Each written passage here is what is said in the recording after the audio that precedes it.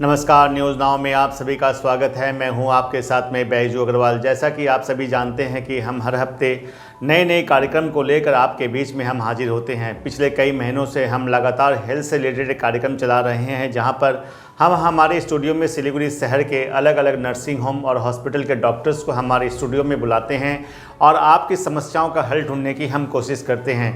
पिछले कई महीनों से जो है हमने अलग अलग विषयों को लेकर जो है चर्चा किया है और आज हमारे स्टूडियो में मौजूद हैं डॉक्टर नवनीत कुमार सिंह। हम आपको बता दें कि डॉक्टर साहब नियोटिया गेटवेल में प्रैक्टिस करते हैं और सीनियर न्यूरोसर्जन हैं। आज जो है हमारा जो विषय है वो है ब्रेन ट्यूमर। ब्रेन ट्यूमर ये जो शब्द है ये बहुत कॉमन हो गया है, लेकिन लोगों को अभी भी ठीक से पता नहीं है कि ब्रेन ट्यूमर क्यों होता है और कहीं ना कहीं जागरूकता की कमी है और इसके वजह से देश में जो है ब्रेन ट्यूमर के केस बहुत ज़्यादा बढ़ते जा रहे हैं। डॉक्टर साहब, तो डॉक्टर साहब सबसे पहले मैं आपसे ये जानना चाहूँगा कि ब्रेन ट्यूमर क्यों होता है, इसकी वजह क्या है डॉक्टर साहब? देखिए, पहले ब्रेन ट्यूमर क्या है मैं ये बोल देता हूँ। जी। ब्रेन ट्यूमर क्या है कि abnormal growth of the cells, मतलब ब्रेन में जो टिश्यूज हैं नॉर्मली जी उसमें एबनॉर्मली ग्रोथ वेरी रैपिडली होने लगता है। तो एक मास या बहुत सॉलिड या सिस्टिक टाइप का मास बन जाता है ब्रेन में, उसी को ब्रेन ट्यूमर कहते हैं। Abnormal growth of cells in the brain और inside the brain tissue, that is called brain tumours. अब ये क्यों होता है?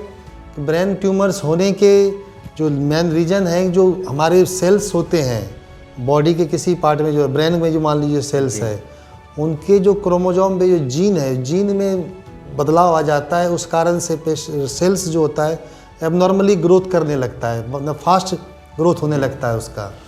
और ये अफेक्ट होता है इन्वायरमेंट के कारण, या मान लो किसी को रेडिएशन मिला हो या एक्सरे एक्सपोजर हो रहा हो ज़्यादा, मान लीजिए सीटी स्कैन बहुत बार होता है उनका, या एक्सरे का रेडिएशन एक्सपोजर किसी भी प्रकार का, एटॉमिक या any type of radiation exposure can lead to the brain tumours.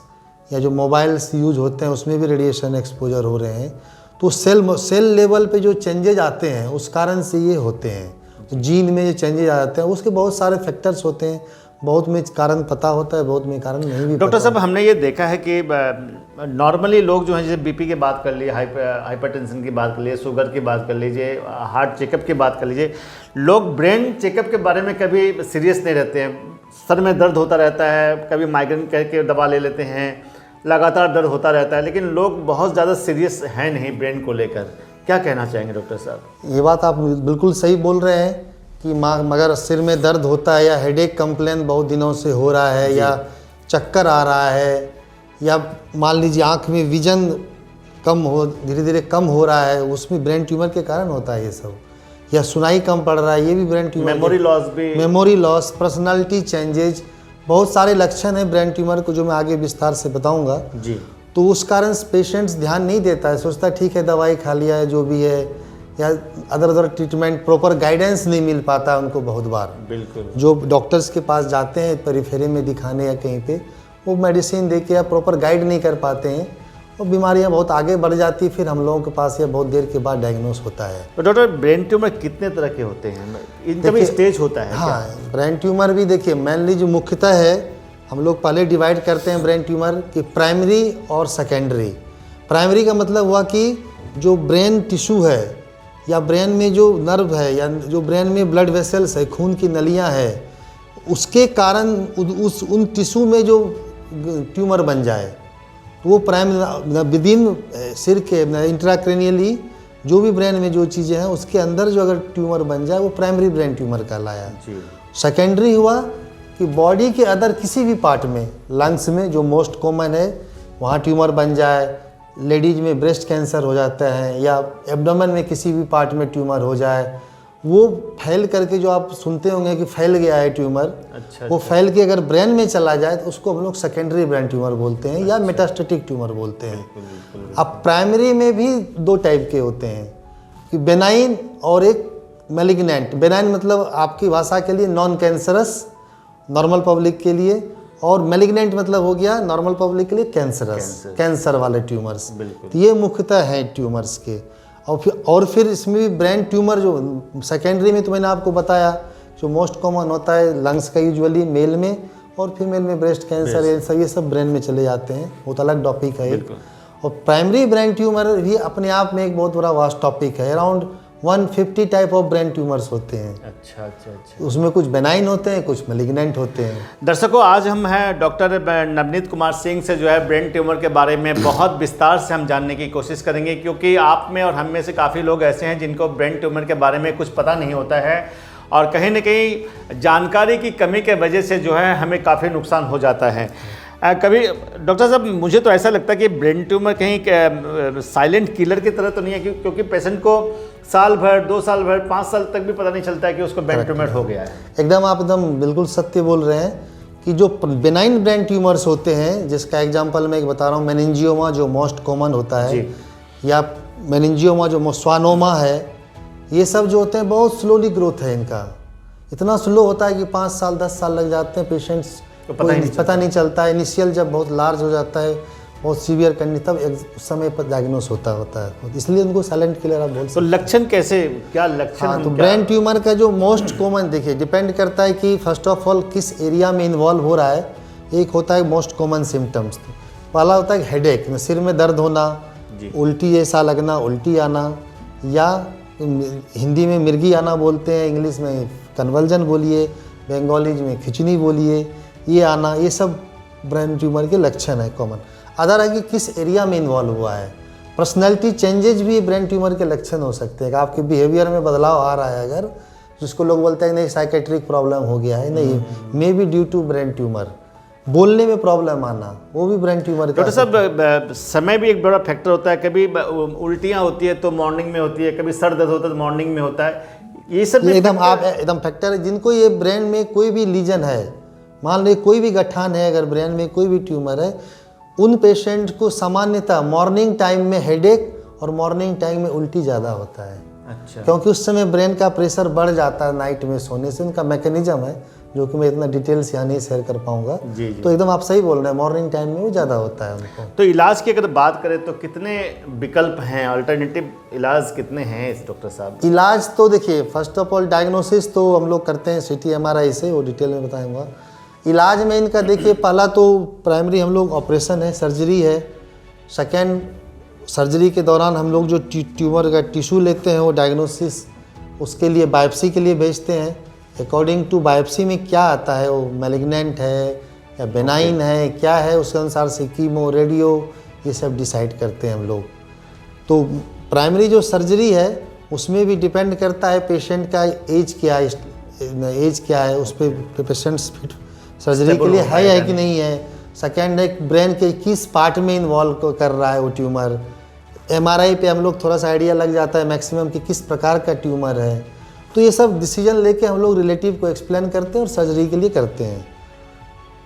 तो डॉक्टर साहब, अगर हम बात करें ब्रेन ट्यूमर की, तो क्या पहले आप लोग दवा से उसको क्योर करने की कोशिश करते हैं, या फिर सर्जरी कब जरूरी हो जाती है? देखिए, ब्रेन ट्यूमर यूजुअली दवा से क्योर होता नहीं यूजुअली। वो उनका सर्जरी ही मैक्सिमम टाइम सर्जरी से ही होता है, या सम टाइम्स हम लोग कीमो रेडियो देते हैं। अकॉर्डिंग टू साइज डिपेंड करता है वो ट्यूमर टाइप में। लेकिन विदाउट बायोप्सी ये बोलना बहुत मुश्किल हो जाता है हम लोगों के लिए, इसलिए सर्जरी तो करना ही पड़ता है। या मेजर सर्जरी करें, क्रेनियोटॉमी जिसको बोलते हैं कि स्कल का एक पार्ट ओपन करके करते हैं। एक होता है कि निडल डाल के बायोप्सी निकाल लिया, उसके बाद ही फिर डिसीजन होता है कीमो रेडियो क्या देना है। तो मेजर तो पार्ट सर्जरी है, मेडिसिन से इतना जल्दी क्योर होता नहीं है। तो डॉक्टर साहब, कुछ पेशेंट जो प्रोग्राम देख रहे हैं जिनको ब्रेन ट्यूमर है, या उनके परिवार में कोई अगर किसी को ब्रेन ट्यूमर है, तो वो आश्वस्त होना चाहते हैं कि भाई ब्रेन ट्यूमर का ऑपरेशन होने के बाद में उनकी ज़िंदगी कितनी सुरक्षित है, कितने दिन वो जीवित रह सकते हैं। करेक्टली। देखिए, ब्रेन ट्यूमर का जो पहले सर्जरी है, आज के युग में, आज के दिनों में टेक्नोलॉजी इतनी एडवांस हो गई है। जैसे हमारे हॉस्पिटल्स में ही लेटेस्ट माइक्रोस्कोप है, ओपन आई से हम लोग सर्जरी नहीं करते हैं। उसमें इतना मैग्नीफाइड व्यू दिखता है कि सराउंडिंग या सेफ टिश्यू को सेफ कर सकें, ताकि पेशेंट को मिनिमम से मिनिमम ब्रेन डैमेज हो और पोस्ट ऑप सर्जरी के बाद उनको कम से कम उनको दिक्कत हो।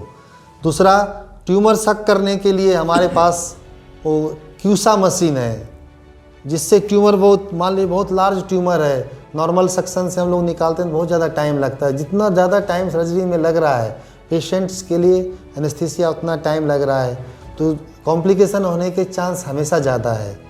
तो क्यूसा मशीन जो हम लोगों के पास है, उससे ट्यूमर बहुत फास्ट सक कर लेते हैं, ट्यूमर सेफली उससे रिसेक्शन होता है, ब्लीडिंग कम होता है। तो ये सब चीज़ें हम लोगों को, जो आपने पूछा कि मरीजों के लिए कितना सेफ़ है, बिल्कुल सर्जरी के बाद ये सब हम लोगों के मरीजों की सेफ्टी है। तो अगर बोला जाए कि टेक्नोलॉजी के कारण अभी ब्रेन ट्यूमर ऑपरेशन बहुत ही सेफ हो गया है। पेशेंट्स को हम लोग 5th डे में घर भेज देते हैं, मेजर सर्जरी को 7th डे में घर भेज देते हैं। बिल्कुल दर्शकों, आज हम जो है डॉक्टर नवनीत कुमार सिंह से ब्रेन ट्यूमर के बारे में बहुत विस्तार से जानकारी लेंगे। और हम आपको बता दें कि अगर आप में से भी कोई अगर ब्रेन ट्यूमर की बीमारी से जूझ रहा है या फिर आपके परिवार का कोई सदस्य ब्रेन ट्यूमर की बीमारी से जूझ रहा है, तो आप डॉक्टर नवनीत कुमार सिंह से जो है नियोटिया गेटवेल में मिल सकते हैं, उनकी सलाह ले सकते हैं। डॉक्टर साहब वहीं प्रैक्टिस करते हैं। और हम आपको बता दें कि नियोटिया गेटवेल में जो है बहुत ही आधुनिक टेक्नोलॉजी के साथ में जो है ब्रेन ट्यूमर का इलाज होता है, ऑपरेशन होता है।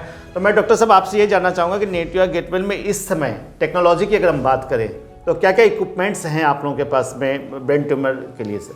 देखिए, फर्स्ट ऑफ ऑल तो हम लोग जो ब्रेन ट्यूमर होता है उसके डायग्नोसिस की बात आती है जी। तो उसके लिए आज के डेट में लेटेस्ट MRI है। नियोटिया की आजकल तो MRI ऑलमोस्ट एवरीवेयर अवेलेबल हो गया है। बिल्कुल, MRI तो है ही। हमारे पास लेटेस्ट माइक्रोस्कोप है जो मैंने आपको बताया। क्रेनियोटॉमी करने के लिए जो ड्रिल होता है, पहले हाथ से, हैंड से होता था, अभी मशीन आता है, उसके लिए क्रेनियोटॉम बोलते हैं हम लोग। उससे बोन्स को काट के उस एरिया में पहुंचते हैं, उससे भी सेफ्टी होता है बहुत। थर्ड होता है जो माइक्रोस्कोप, वो हमारे पास लेटेस्ट है। वो माइक्रोस्कोप से जो मैंने बताया क्या सेफ्टी होता है, नर्व को बचाना, ब्लड वेसल्स को बचाना। थर्ड जो है क्यूसा, जिससे शक करते हैं, सोनोपेट। क्यूसा जो सोनोपेट तो एक ब्रांड नेम हुआ, अदरवाइज उसको हम क्यूसा बोलते हैं। डिफरेंट कंपनी का आता है, वो भी हम लोगों के पास में है। तो ये सब चीज़ें और सारी चीज़ें, तो इससे ब्रेन ट्यूमर सर्जरी बहुत सेफ हो जाती है हम लोगों को। बहुत अच्छा एनेस्थीसिया मशीन्स हैं, बहुत एनेस्थेटिस्ट हैं एक्सपीरियंस्ड, तो उससे क्या रिस्क और कॉम्प्लिकेशन बहुत कम है। डॉक्टर साहब, जीवन शैली में काफ़ी परिवर्तन आ गया है लोगों का। लोग ना तो एक्सरसाइज करते हैं, ना मॉर्निंग वॉक करते हैं, फास्ट फूड बहुत ज़्यादा खाने लग गए हैं। तो इनका कहीं ना कहीं असर क्या ब्रेन ट्यूमर पर पड़ता है, या अगर हम जीवन शैली को सही तरीके से अगर मेंटेन करके चले तो क्या इसका फ़ायदा मिलेगा सर? फ़ायदा देखिए, ब्रेन ट्यूमर पे तो बहुत ज़्यादा नहीं ऐसा असर बोल सकते हैं हम। मोबाइल्स को थ्रू है एक, मोबाइल तो जीवन का हिस्सा बन गया। एक जीवन शैली का मेन असर ट्यूमर्स पे कम, लेकिन अदर ट्यूमर्स में होते हैं, क्योंकि मिलावटें इतना है। मान लो नॉर्मल केमिकल्स आप खा रहे हैं मिलावट में, वो केमिकल्स कहीं ना कहीं तो जीन को अफेक्ट कर रहा है सेल्स में, तो उससे ही कैंसर की संभावना तो बढ़ रही है, ट्यूमर्स बढ़ रहे हैं। तो जीवन शैली भी इम्पॉर्टेंट है, और जीवन शैली का मन इम्पॉर्टेंट है स्ट्रोक। जो आपका ब्लड प्रेशर, शुगर, ये सब कंट्रोल रहेगा तो स्ट्रोक कम होगा। योगासन कितना इफेक्टिव? योगासन तो बहुत ज़्यादा इफेक्टिव है। योगासन का फायदा मिलता है? बहुत ज़्यादा फायदा मिलता है। किस तरह के फायदे मिलते हैं सर योगासन करने से सर? योगासन में आपका ये जीवन, आपका जितने स्ट्रेस, जितना आजकल जितना स्ट्रेस भरा लाइफ है जी, योगासन करने से आपका वो स्ट्रेस नहीं होता है। आपका स्ट्रेस सारा रिलीज हो जाता है। ये बहुत इम्पोर्टेंट है। दर्शकों, हमने डॉक्टर नवनीत कुमार सिंह से जो है ब्रेन ट्यूमर के बारे में बहुत विस्तार से बातचीत किया। और डॉक्टर साहब ने जो भी सजेशन दिया है उसको मान के चलने की ज़रूरत है। और अगर आपके सर में दर्द होता है या फिर माइग्रेन का दर्द होता है तो आपको तुरंत जो है डॉक्टर से सलाह लेने की ज़रूरत है। क्योंकि और सिम्टम्स, अगर जो डॉक्टर साहब ने जो सिम्टम्स बताए हैं कि उल्टी का आना, फिर सिरदर्द होना, आंखों से कम दिखना, बोलने में दिक्कत होना, सुनाई कम पड़ना, ये सब, चलने में दिक्कत होना, तो ये सिम्टम अगर आप में आते हैं तो तुरंत जो है डॉक्टर से सलाह लेने की ज़रूरत है। और डॉक्टर साहब ने कहा है कि आज के दौर में जो है ब्रेन ट्यूमर का जो ऑपरेशन है या इलाज जो है बहुत सहज हो गया है, और इतनी टेक्नोलॉजी आ गई है कि बहुत सहजता के साथ जो है ब्रेन ट्यूमर का इलाज किया जाता है, और 5 दिन के अंदर जो है पेशेंट को जो है छुट्टी दे दी जाती है। तो इसी तरह हम फिर जो है अगले हफ्ते एक नए कार्यक्रम के साथ आपके बीच हाजिर होंगे। फिलहाल के लिए नमस्कार।